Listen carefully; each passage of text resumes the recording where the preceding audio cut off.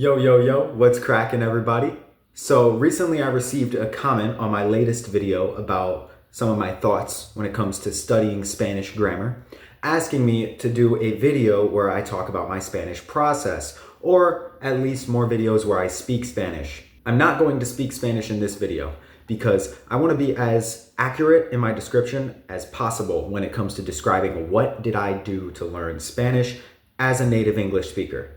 So this story begins when I was a young child, okay? I'm not going to sugarcoat it. I'm not going to lie to you guys. It begins when I was a kid. I took Spanish classes from about age 6 to age 15 in school. All throughout my grade school, middle school, and for a couple years during high school before COVID hit, I was taking Spanish classes. And although I did not learn the language to any meaningful extent in these classes, they certainly gave me a background in the language. They certainly allowed me to adjust myself to the sounds of the language, to familiarize myself with some basic vocabulary and some of the basic grammar. The other thing that I want to disclose to you guys right off the bat, I am half Puerto Rican. So on my mom's side of the family, my grandparents came from Puerto Rico to America. They speak Spanish. I never met my grandpa, but I talk to my grandma in Spanish all the time now. My mom is a second language Spanish speaker, along with the majority of my uncles and aunts. And I'm third generation here. So due to that, I also had a lot of exposure to the language desde chamaquito. So when did I actually start taking Spanish seriously? Well, there were a few phases at around 18, 19 years old where I was just using Duolingo, trying to learn a little bit, trying to have some basic conversations with my mom in the language. And I really didn't learn much. I was on it for like a month, then I was off. So I don't really count that as taking it seriously, but it definitely did aid in my progress. And it definitely re-sparked some of those neural mappings that definitely existed since high school. You know, some of those words I had to memorize and some of those conjugations of ser y estar. You know, it re-sparked some of those and allowed me to jog my memory. So after those on and off periods using Duolingo and trying to have, real simple conversations to which my mom usually never participated, she'd just be like, I don't want to speak Spanish right now. It was around July to September, más o menos, of 2024 when I really started taking Spanish seriously. So what did I do? Well, right from the beginning, the main thing that really pushed me forward was the YouTube channel Dreaming Spanish. I'm sure a lot of you guys have heard of it. It's basically a YouTube channel, but they also have a website with a bunch of premium content. It only costs $8 a month and you get all these different videos. And the videos are videos in Spanish geared towards beginners. So they pronounce their words very clearly, they speak very slowly, and they use a lot of hand gestures and drawings and images to convey the meaning. So that way you don't have to Google the words. Now, the theory behind Dreaming Spanish is that you're supposed to just watch the videos, not do any research, not do any grammar, not have to worry about memorizing anything or opening up a textbook. And solely by enjoying the content, over time, you're going to start to build the mental connections necessary to understand the language. And this is true. This will work. However, I did my own thing. I didn't follow the Dreaming Spanish formula because the Dreaming Spanish formula is slow. Yes, it works, but you can do it so much faster if you just start looking up some words, if you just start venturing into native content, if you just start reading a little, if you just start speaking a little, if you just start using some flashcards and, trying to understand some of the grammar, if you just start doing those things even a little bit while watching the Dreaming Spanish videos, you're going to start understanding the language so much faster than what Dreaming Spanish advertises. You can accelerate the time period that Dreaming Spanish is saying it's going to take you by a lot by just doing some more studying on your own time. So what does that studying look like? Well, first, I use Anki. Now, Anki is a tricky one. You have to use it the right way. In the beginning, what I was doing was I would just look up a random Spanish flashcard deck on the application, and I would just run through flashcards on that deck. And I'd have my new cards a day limit set to like 20, 30, 40 new cards a day. And so what this leads to is very quickly, you're learning vocabulary that you really don't care about because you didn't design the deck to your needs. You're just using a pre-made deck. And then two, with your cards per day set that high, you are just swamped with cards. You're gonna wake up in the morning and you're gonna have like 200 Anki cards to do. And guess what's gonna happen? You're not gonna do it. So eventually I just started making my own cards. And the first issue I ran into was, once again, the cards per day. I thought 20 cards per day would be manageable. It wasn't. And then the second issue I ran into was trying to enter in sentences that were too long in order to practice grammatical constructions. Language is not uniform. Language is not a strict thing. There's a lot of different ways to convey the same idea. So when I type something in English, which is a long, complex sentence with a lot of aspects to it, and then a direct translation of that in Spanish, with Spanish grammar, it's not word for word, it's how it would sound natural in Spanish. There's more than one way to convey that same idea in Spanish in a way which sounds natural in the language. So when I look at my card, it might be something really long and I know how to say it. I know how to convey the idea, but it's not what I wrote on the other side. And so do you mark that as correct or do you mark that as wrong? Especially if there was one word in there that you wanted to focus on, but you used a different Spanish word and it still made sense, but it wasn't the word you wanted to focus on with that big card. So what I started doing was I just shortened it down. I just simplified it. Now the majority of my Anki cards are, 3-word phrases that would be like, let's say I want to learn the word porvenir. It's a different way of saying the future, el futuro. First, I need to know what the gender is. So I'm not just going to put porvenir, future. I'm going to put el porvenir. And then I might add an adjective, the future is far away. El porvenir está lejos. Something like that. So by shortening it down, you make it so there's less variation in what the other side of the card could be. You don't end up saying it in a different way in the language. You say it exactly how you wrote it because there's only one really good way to say it. Then when it comes to the cards per day issue, literally keep it at like 5 new cards a day. 4, 3, sometimes I do 2 new cards a day, depending on how many cards I've added recently. If I have like 40 new cards that I put in because I did a bunch of studying and was watching a bunch of videos and writing in a bunch of new cards and new words, then I might up it to like 5 cards a day. But let's say I haven't been doing a lot of studying recently and I've only put in, 13 new cards within like the last 2 weeks. I'm probably going to drop it down to 2 new cards a day because I don't want to expire the deck. I don't want to run out of new cards. And so by dropping your cards per day that low and keeping the exercises on the Anki cards relatively easy, but still new and exciting, you're only going to have like 20 cards a day to do every day. And it is so much more manageable. And you actually get to reap the benefits of the spaced repetition. You actually get to enjoy the process because it only takes you like 5 minutes in the morning while you're sitting there eating your breakfast before work to do your Anki cards. And then you get free memorization basically just because you typed it in.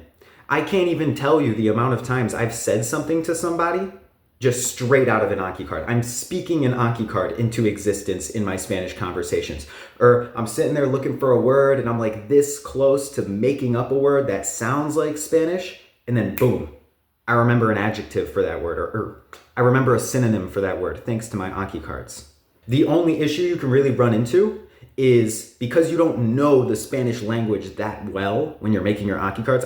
I don't know the Spanish language that well, I don't know it for nothing. You can end up translating things in a really weird way.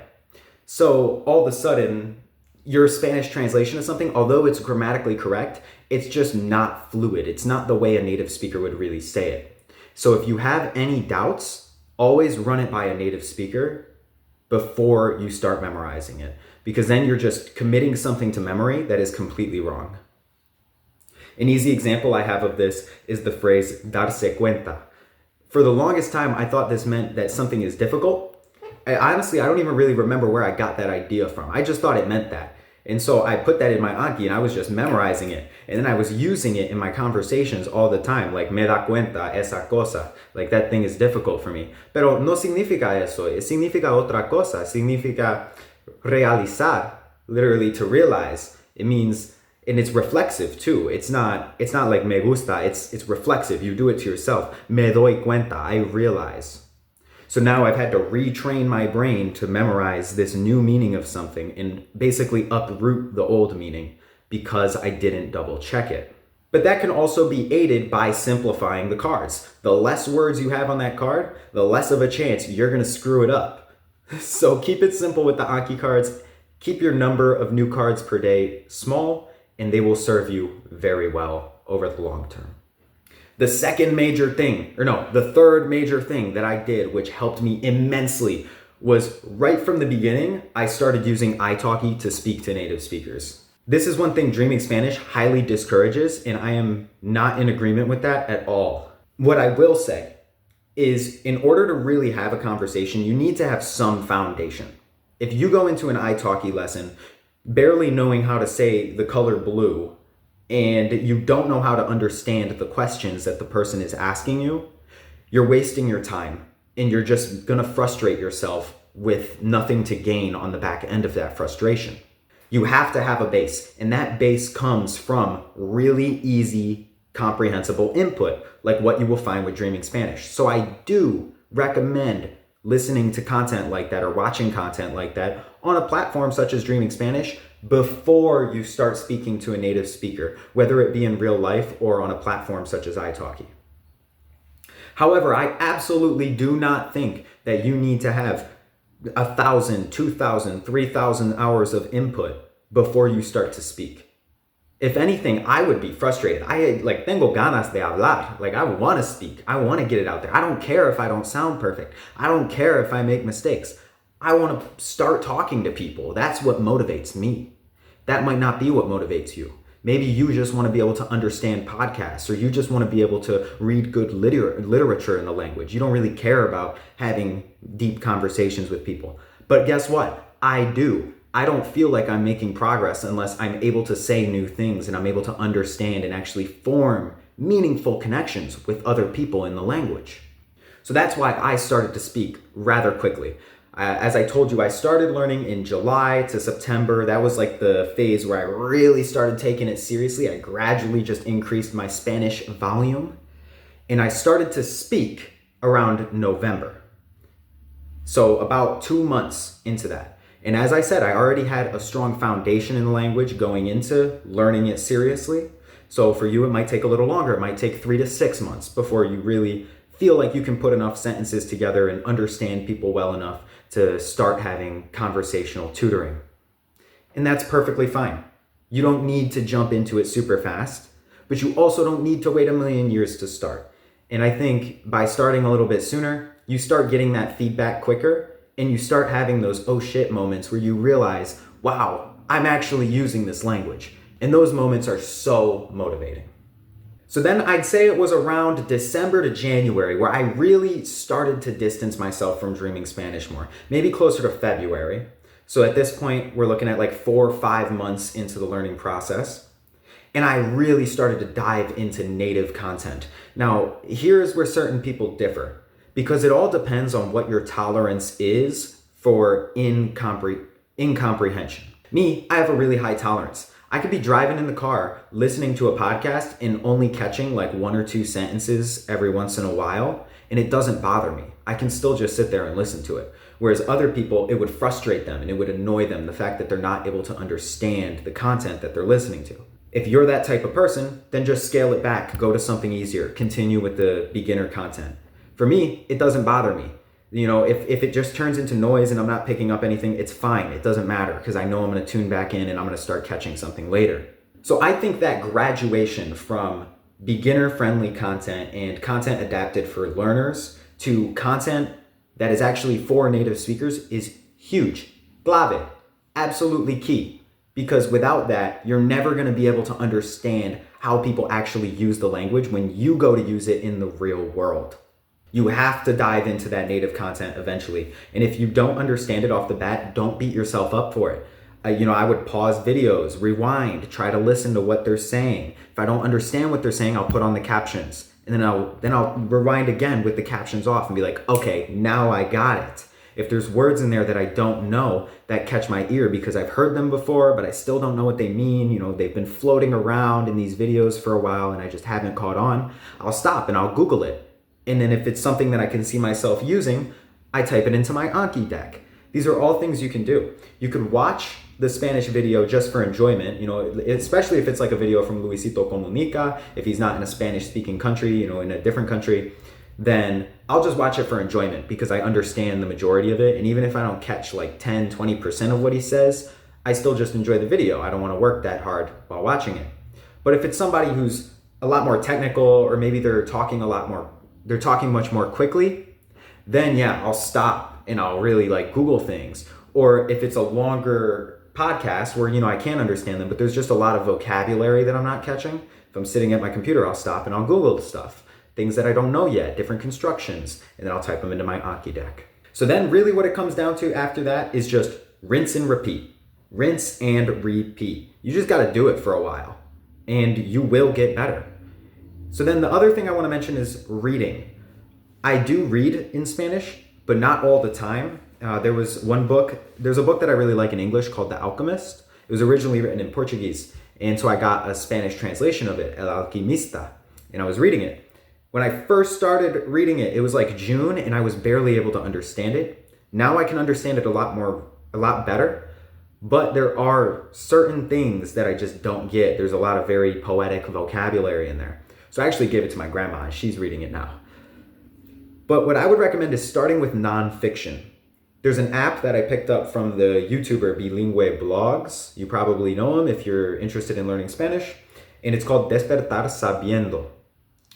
This app, it just sends you little articles every day. And they're just short little like fun fact articles. And it's all in Spanish. And they're significantly easier to read than anything fiction. So reading those out loud definitely helped me quite a bit. And with my pronunciation and really focusing on the words and how they sound. And it also helped with my comprehension. It exposes me to new vocabulary and it exposes me to new grammar. I also have a Spanish grammar book. Let me see, is it around here? It is.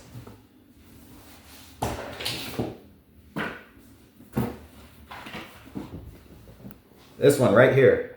A new reference grammar of modern Spanish. Do not read this cover to cover. You will want to die. It's really boring. But when I have a very specific question that I need answered about the Spanish language, this is where I go. This is my first thing. I open this up and I turn to the section. If I'm confused about reflexive verbs, I go in here and it just gives you a little breakdown of it. It explains the things that confuse you in your own language so that way you can understand how they are different from your own language. You might as well just have that. That's a great resource. You don't need to eat, sleep, and shit grammar to learn it. You just got to look in it every once in a while, and it'll help you with understanding better why something is confusing you or how do you use a certain thing. What do I do nowadays? Well, back in March, so at this point we're talking 6 months into learning Spanish, I started going to a Spanish church, and this was the rocket that just took me off to the moon in terms of Spanish. This just propelled me to a different level because now 1 day a week, I'm going to a Spanish service and hearing Spanish for 2 hours straight.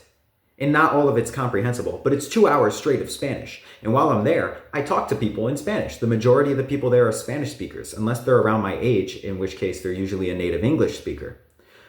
So, there's certain people most of the people there have better English than my Spanish. But for fun, I'll still talk to them in Spanish, especially the people who I'm really cool with at the church. I'll just talk to them in Spanish and they get it. They've all learned English, so they talk English at their work and, throughout their lives. So they usually don't mind humoring me in my bad Spanish.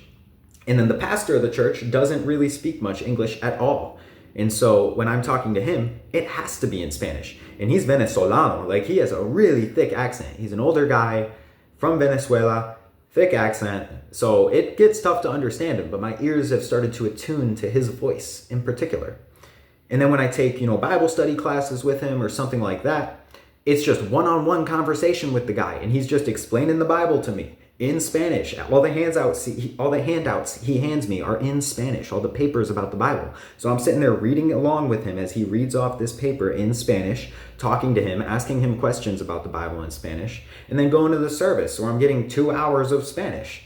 So you can see this is just a ton of input, a ton of real world interaction with people. Another thing I did was I started looking for different places to use my Spanish. I started going out to restaurants and ordering in Spanish. The first time I did it, I was really nervous and I forgot to get my change for my pastelillos. But that hasn't happened again since. Every time it's been smooth sailing ever since then. Anytime I go to a little taqueria or like a little, Boricua spot near my house, I'm always ordering in Spanish. And then I also started looking for groups of people who are learning Spanish. I found a group in my area where they meet up every Saturday, and it's just me and a bunch of older folks who have learned it as a second language. And then there's like one guy there who's a Mexican dude who came from Mexico. So, he speaks it. And so it's all just us hanging out and chatting for a couple hours in the morning, drinking some coffee and talking our gringo Spanish. It's lit. It's a good time. I went to a salsa class that was in Spanish. Like, there's just so many little things that you can do to start using the language. And it's nerve-wracking. It's very nerve-wracking. It's not an easy thing to do. But once you get over those nerves, it just becomes easier and easier, especially once you've already built up a strong foundation with a lot of listening and a lot of memorization. A lot of conversation as well. I would not have any of the confidence that I had going into a Spanish church for the first time and speaking Spanish to the people in there if I had not taken all of those italki classes where I was having an hour of conversation a week with a tutor. And then the biggest thing that discourages people too is they try to do that too soon. They try to go into a Spanish-speaking church or go into a restaurant and order in Spanish. They try to do that before they really can understand the language at full speed. Full speed is the key. When somebody says to you, "I hablo más," you got to know what that means. Like then, right then and there. Dime lo que quieres. You gotta know. If you don't know, they're just gonna start talking to you in English because guess what? We're in America. They probably know English. They probably know English better than you know Spanish. So don't try to do that too soon. But when you're ready. You're gonna feel it and you're gonna be like, you know what? Yeah, I'm ready to do this. I know I can sit there and be like, "Un pastelillo, por favor. Muchas gracias. Ten un buen día." I know I can say that, so I'm gonna be fine. Once you hit that point, start using it. Because you're going to build connections with people and it's going to be so motivating. The final thing that I want to mention though is the downside of doing that, of really putting yourself out there. But it's really not even a downside.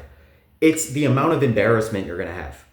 There's been so many times where I say something vulgar in Spanish because I didn't know it was vulgar and it was just a grammatical mistake coming from an English thinking brain. There's been so many times where somebody asks me, "Oye, ¿hablas español?" And I'm like, "Sí." And then they're like, "Brrrah." And I don't understand nothing they told me. And I'm just looking at them like, "¿Cómo?" And then they got to repeat it like 2 or 3 times. And I still don't understand them. And they're like, "¿Es verdad? ¿Hablas español?" "No, porque yo no sé." And I'm like, "Sí, lo hablo, pero no tanto." You know what I mean? And it's so embarrassing. You get red in the face. That is gonna happen. It's gonna happen. But it molds you. It develops you unlike anything else. It's like learning how to flirt for the first time. When you first start doing it, you suck at it and it's really embarrassing and you don't want to do it. But then it gets easier and then all of a sudden it's natural. And then all of a sudden you want to do it and you enjoy flirting and it's fun. It's like that.